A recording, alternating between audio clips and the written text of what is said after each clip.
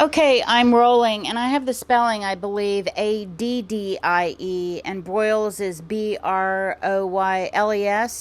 That's correct. Okay, and I put former Austin American statesman and freelance journalist. What title do you want me to use?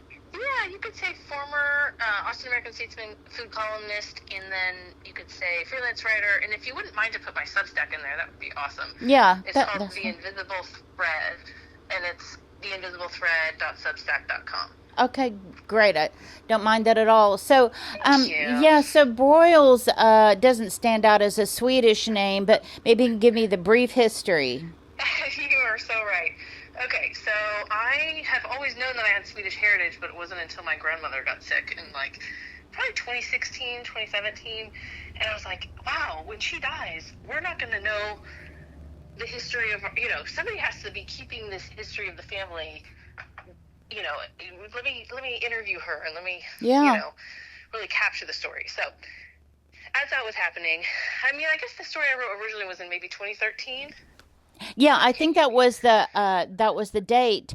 Was she half Swedish or So what was? she was half Swedish. Yeah, her Okay. mother was the first born American in my family. That was my great grandmother.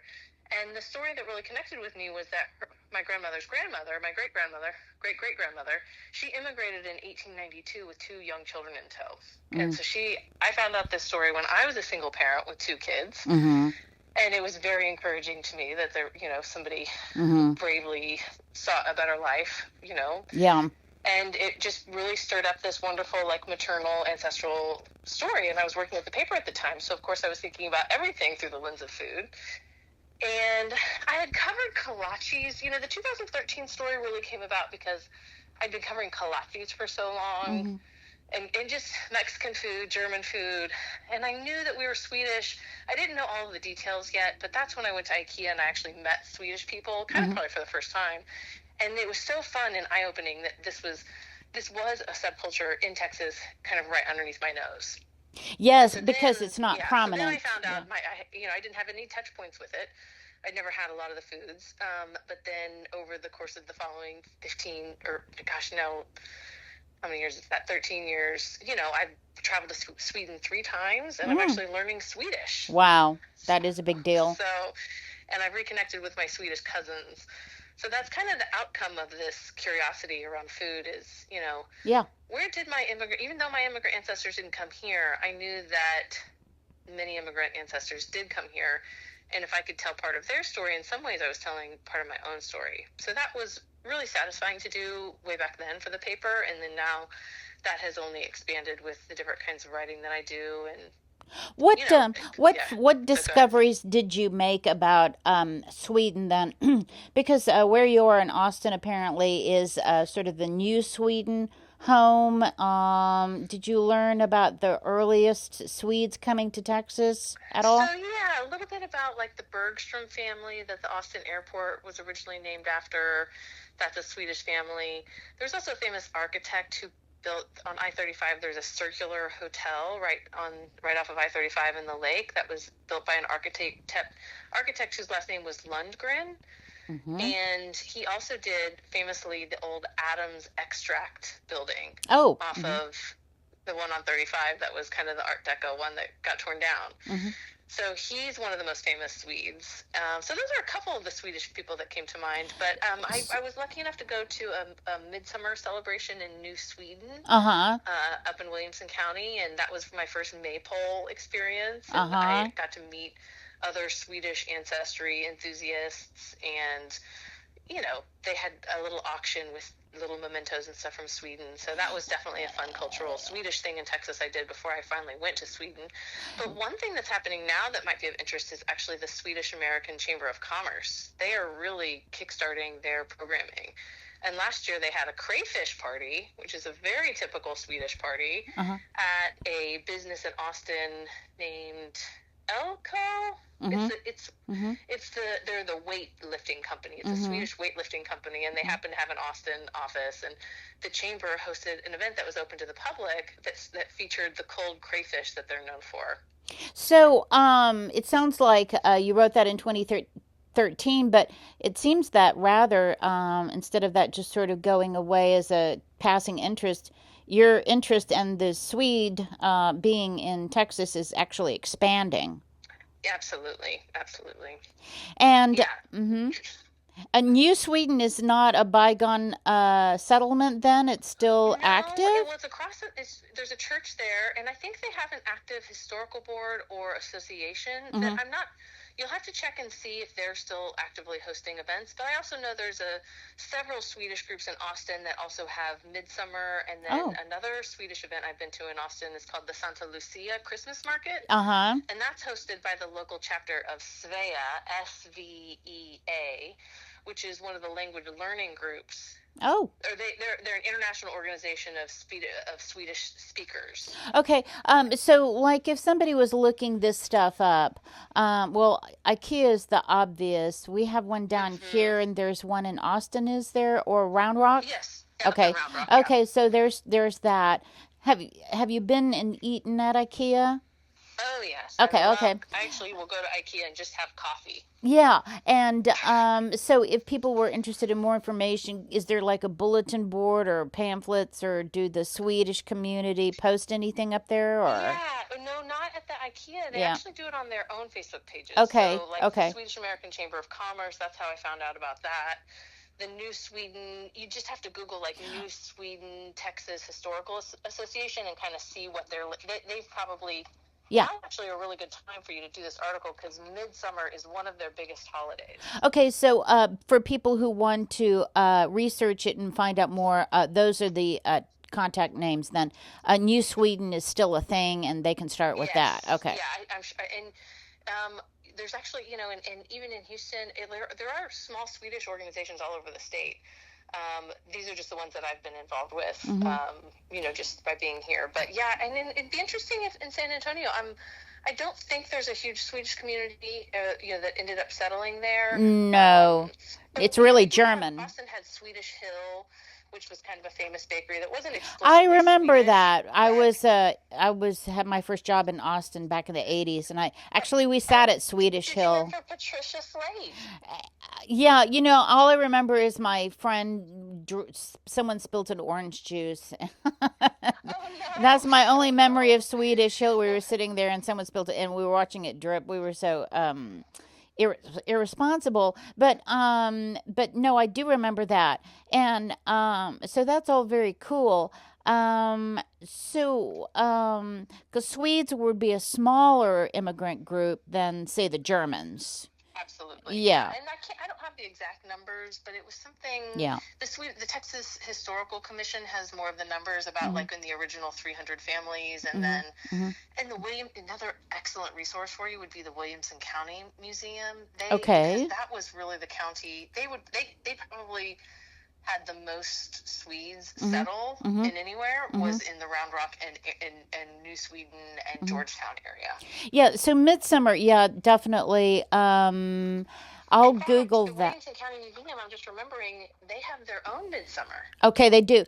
Because this will come out in the summer, and I think Midsummer is what, It's like, the 21st of June, so yes, it's a okay. little early on in the summer, Yeah, but but still. the crayfish party happens in August, and Oh, the Swedish okay. American Chamber, they would have all that information. Yeah. That's the Swedish American Chamber of Commerce of Austin, Yeah. and then Oh, they have one the in biggest Austin. thing. Oh, I see. Do you I see. just I a thought that. reflection on sort of Uh the huh. deeper meaning here. So, it's interesting that this whole heritage rediscovery thing has been happening within many communities, not just my own personal story or my own Swedish story. Lots of people are wanting to know more about where they come from, kind of Hmm. like that Henry Louis Gates show on Oh yeah. PBS, Right. like Right. Right. who do That's you think right. you are? And as part of that unpacking, food is an easy way to access that part of not just my current experience now, but my family's experience and the history of my family that kind of leads me to who I am today Mm. and how I think about things and how I hoard the old sponges from your sink. I throw them underneath the cabinet because my grandmother grew up during the Depression Mhm.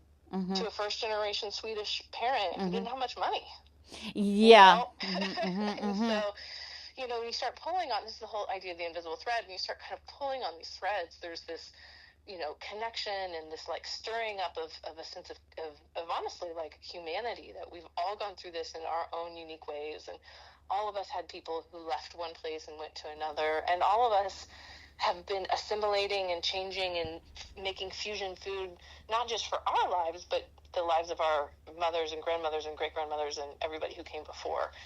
So that is just, it doesn't matter. For me, Swedish just happened to be my little corner that I started exploring. But I've had these conversations with people who are doing this with, their Jewish heritage or their Russian heritage or, Right.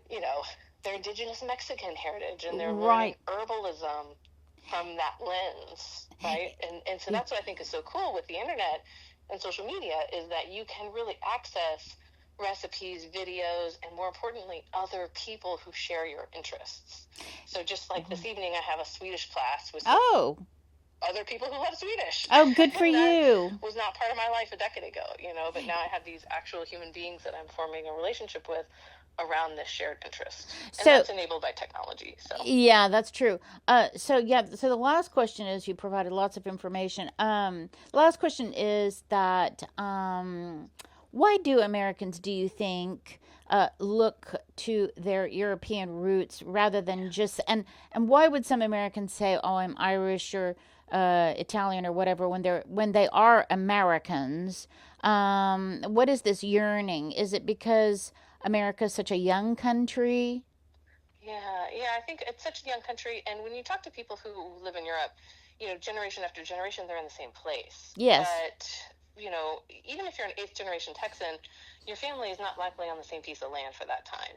And people are immigrating from cities into the country, from the country into the cities, and sometimes it skips generations, sometimes it takes 4 or 5 generations before somebody does something a little different, and then sometimes people return back to the old country farm. I know lots of people, young people, who went and maybe even were educated abroad and then came back and now are becoming farmers in Texas, to reconnect with those roots. But I think that America, we have this like individualistic society, and part of this for me is also like the DNA thing. It's like, how am I an individual?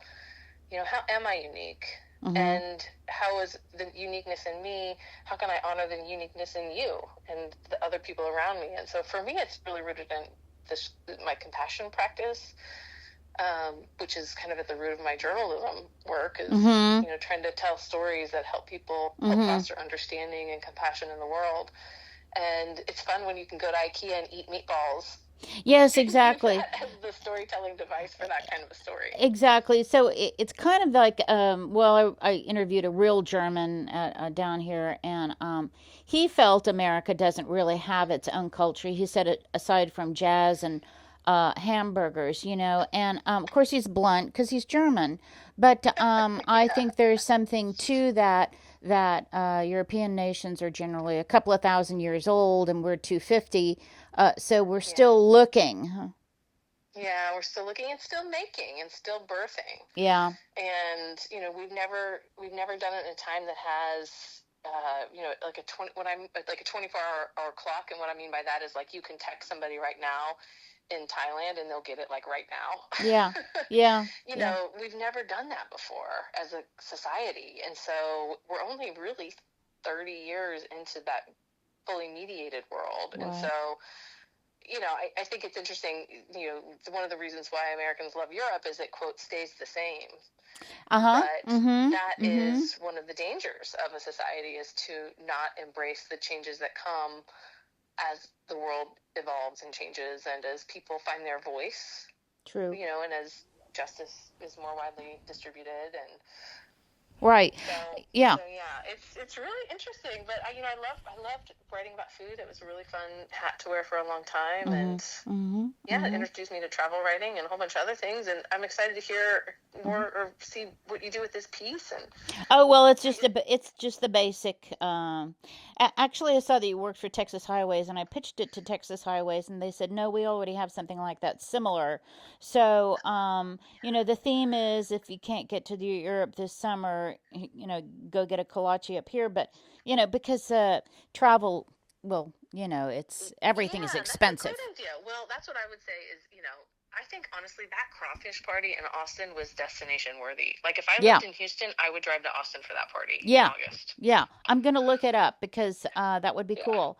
All right. That's probably the coolest one. And that's like a bunch of young hip people too. A lot of these like historical associations were run by the elders, Right. and like the New Sweden one, very much run by the elders. And so Yeah. Svea, that language organization, they're really trying to bring in the younger generation to help carry on this on. So Yes, exactly. Exactly. I run into various things as you do when you're doing these sorts of stories and stories, yeah. yeah, Well, yeah. I'm so glad to meet you. And you have my email address. If you have any other questions, shoot me a Yeah, note. And what then would I think be I have a picture of the New Sweden. I definitely have some like a if crawfish yeah, I was gonna say party. photos. If you wouldn't mind sharing photos, and of course I'm gonna put down the subject and all that kind of thing. Yeah, Or yeah. at least or maybe tell me where I can get someone prompt to send me some photos because getting something out of these small towns, it just sort of disappears. Yeah.